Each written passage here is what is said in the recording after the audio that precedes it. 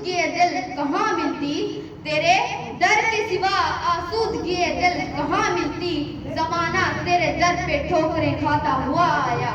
جناب سر، محترم اساتذہ کرام اور میرے ہم وطنوں، السلام علیکم۔ وعلیکم السلام۔ علی وقار دونوں جہاں کے رحمت اللہ العالمین، جس کی سیرت پاک ہمارے لیے بہترین نمونہ ہے، آپ وہ عظیم ہستی ہیں جس کے لیے خالق کائنات خود فرماتے ہیں، اے میرے محبوب، اگر میں آپ کو پیدا نہ کرتا تو کائنات کی کوئی بھی چیز پیدا نہ کرتا، یہ عرش، یہ فرش، یہ کرسی اور لوح محفوظ نہ بناتا، اور اگر میں آپ کو پیدا نہ کرتا تو مجھے اپنی خدائی ظاہر کرنے کی ضرورت نہ تھی۔ تجھ سے حیات گیر ہے ہر لمحے کائنات، تجھ سے حیات گیر ہے ہر لمحے کائنات، رحمت تمام خیر کا چشمہ کہوں تجھے۔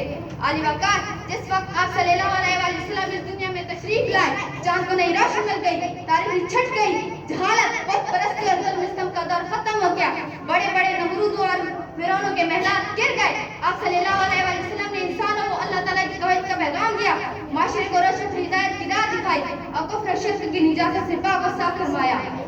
سامعین کرام، آج یہ پریشانی، بد امنی، بے سکونی اور مسلمانوں کی تذلیل کی وجہ آپ صلی اللہ علیہ وآلہ وسلم کی تعلیمات سے منہ موڑ لینا ہے اور آپ صلی اللہ علیہ وآلہ وسلم کی حیات طیبہ کو بھول جانا ہے۔ ہماری دنیا اور آخرت میں کامیابی اور کامرانی صرف اور صرف امن فلال کے قدموں میں ہے۔ خدارا، اپنے آپ کو بدلیے، اللہ اور اس کے رسول کے بتائے اور راستے پر چلیے۔ نگاہ عشق و مستی میں وہی اول وہی آخر، نگاہ عشق و مستی میں وہی اول وہی آخر، وہی قرآن وہی فرقان وہی یاسین وہی طٰہٰ والسلام۔